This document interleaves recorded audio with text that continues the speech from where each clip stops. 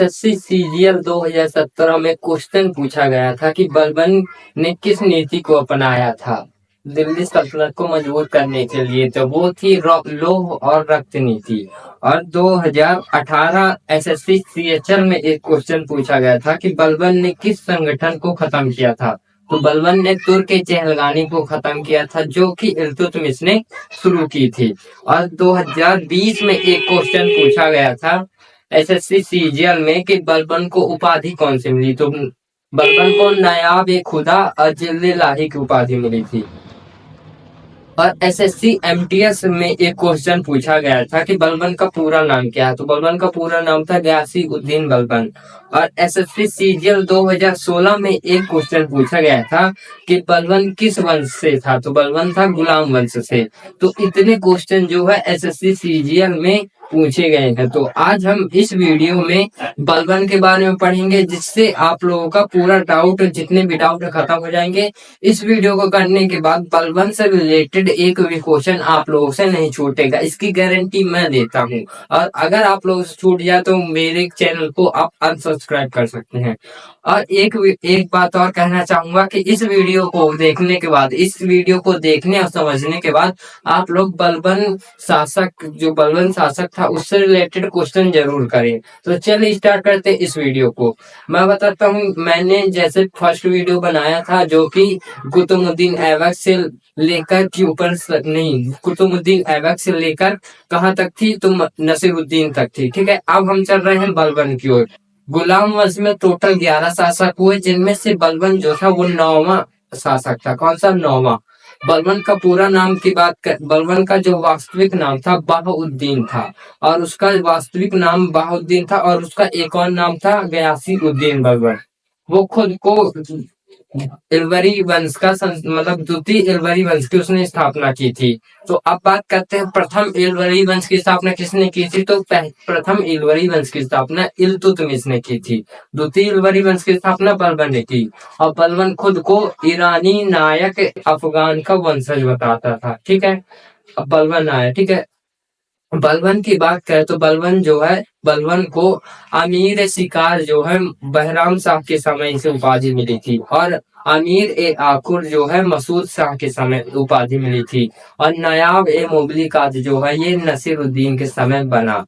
जब इतनी सारी पावर इसे मिल गई तो ये खुद को खुदा खुदा खुदा ए निहाही नायाब ए खुदा और जिल्ले लाही कहने लगा। ठीक है, और इसने जो है अपने जो तुर्क सरदार थे, उन जो 40 तुर्क सरदार थे उनको खत्म किया सबसे पहले, क्योंकि जो उससे ज्यादा पावरफुल थे और उसमें जो है उसके शासन में हस्तक्षेप कर रहे थे। सबसे पहले उसने तुर्क चहलगानी को ही खत्म किया। अब बात करते हैं आगे।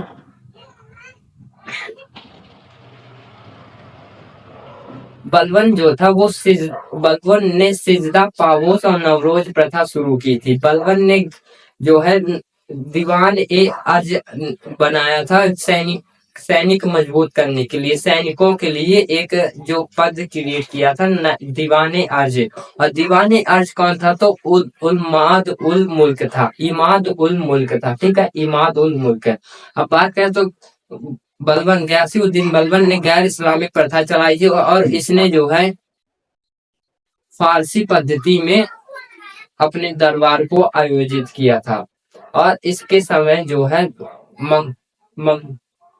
मेवातियों ने इसके समय जो है आक्रमण किया था, या फिर मेवाती लुटेरे इसके समय आए थे, जिसके लिए बलबन ने 3000 सैनिक अफगान भर्ती किए थे और उनके लिए लौह और रक्त नीति अपनाई थी। ठीक है, मेवातियों के खिलाफ उसने लौह और रक्त नीति अपनाई थी, जिसमें 3000 अफगान खिलजी वंश जो थे, खिलजी वहीं से ही आए थे।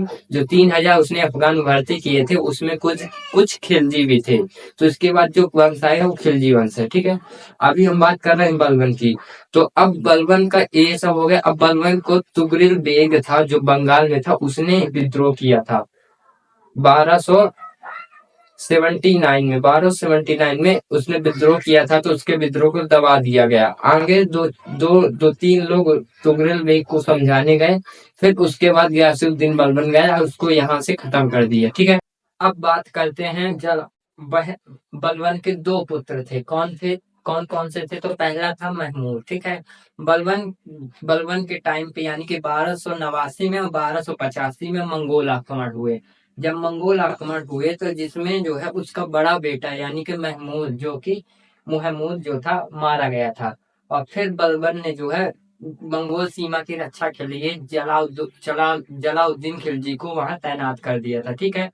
अब आता है बलबन का दूसरा पुत्र जो कि था बंगाल का सूबेदार। वो कौन था? बुगरा खां था, ठीक है, बुगरा खां।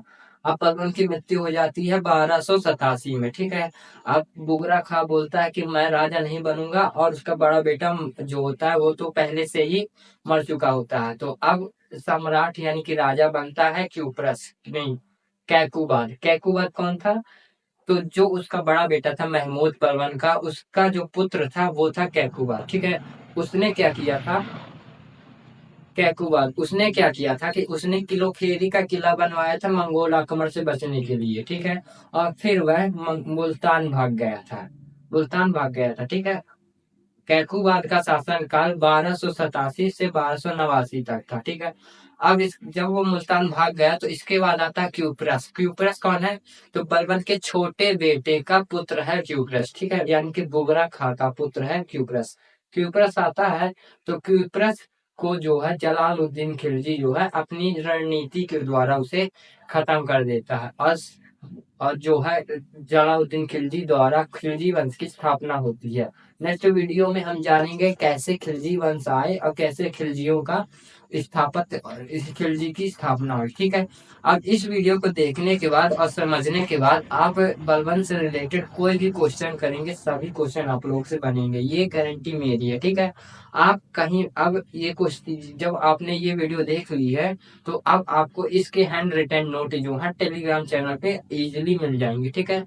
और गारंटी से मैं कहता हूँ कि आपने जो ये वीडियो देख ली है, अब इसके बाद जो है आप कहीं भी टेस्ट दीजिए, बलवन से रिलेटेड कोई भी क्वेश्चन आएगा वो आपसे 100% क्वेश्चन बनेगा, ठीक है। मिलते हैं नेक्स्ट वीडियो में, जब तक के लिए पढ़ते रहिए, हंसते रहिए।